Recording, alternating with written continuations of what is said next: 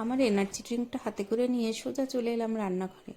সেখানে এসে কেটে রাখা ডাবের জলটা একটা বাটিতে বের করে নিলাম। তারপরে সেই ডাবের মধ্যে কিছুটা শ্বাস হয়েছিল, অনেকে এটাকে মালাই বলে থাকেন, সেটা চামচ দিয়ে আস্তে আস্তে বের করে একটা বাটিতে রেখে দিলাম।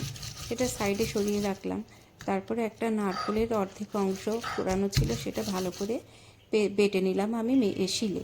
এটা আপনারা মিক্সিতে ভালো করে বেটে নিতে পারেন, কোনো অসুবিধা নেই। এবার যে মালাইটা বের করে রেখেছিলাম সেই মালাইটাও ভালো করে একটু শিলে বেটে নেব। এটাও আপনারা মিক্সিতে বেটে নিতে পারেন। এবারে ওই শিলের উপর নিয়ে নিলাম হাফ চামচ কালো সর্ষে, হাফ চামচ সাদা সর্ষে এবং 1.5 চামচ মতো পোস্ত। সেটা ভালো করে পেস্ট করে নিতে হবে। এটাও আপনারা মিক্সিতে বেটে নিতে পারেন। এই বাটার সময় আমি 3টে কাঁচা লঙ্কা অ্যাড করেছি। আমার টেস্ট অনুযায়ী আমি কাঁচা লঙ্কা নিয়েছি, এটা কম বেশি আপনারা করে নিতে পারেন। ভালো করে এটা বাটা হয়ে গেলে তারপরে চিংড়ি মাছটা ডিপ ফ্রিজ থেকে বের করেছি। বের করে সেটাকে গরম জলে দিয়ে ভালো করে ধুয়ে কেটে সেটাতে নুন মাখিয়ে, শুধুমাত্র নুন মাখাতে হবে। নুন মাখিয়ে কড়াইতে সামান্য 2 থেকে 3 সেকেন্ড একটু নাড়াচাড়া করে নিতে হবে। তারপর সেই তেলের মধ্যে দিয়ে দেব কোরানো পেঁয়াজ। পেঁয়াজটা কুড়িয়ে নিয়েছি ভালো করে। আর দিতে হবে এতে আদা রসুন পেস্ট, আর বেটে রাখা মশলাটা, আর নারকেল বাটা, আর একটু দিতে হবে গরম মশলা। এবার দিয়ে এর মধ্যে নারকেলের জলটা দিয়ে দেব।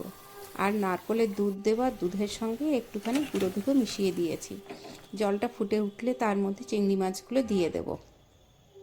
চিংড়ি মাছগুলো যখন ভালো করে একটু ফুটে উঠবে তখন যে ডাবটা কেটেছিলাম তার মধ্যে চিংড়ি মাছগুলো খুব ভালো করে ঢুকিয়ে দিতে হবে আস্তে আস্তে, এবং তার মধ্যে একটু একটু করে যে ঝোলটা করেছিলাম সে ঝোলটাও দিয়ে দিতে হবে। আর যে মালাইটা বেটে রেখেছিলাম নারকেলের ডাবের মালাইটা, সেটা ভালো আস্তে আস্তে দিয়ে দিতে হবে। এরপরে আটা দিয়ে ভালো করে মুখটা বন্ধ করে দিতে হবে। দিয়ে এটা গ্যাসের উপর বসিয়ে মিনিমাম 30 থেকে 40 মিনিট জাল করে নিতে হবে। জাল করে নিলেই রেডি হয়ে যাবে অসাধারণ স্বাদের ডাব চিংড়ি।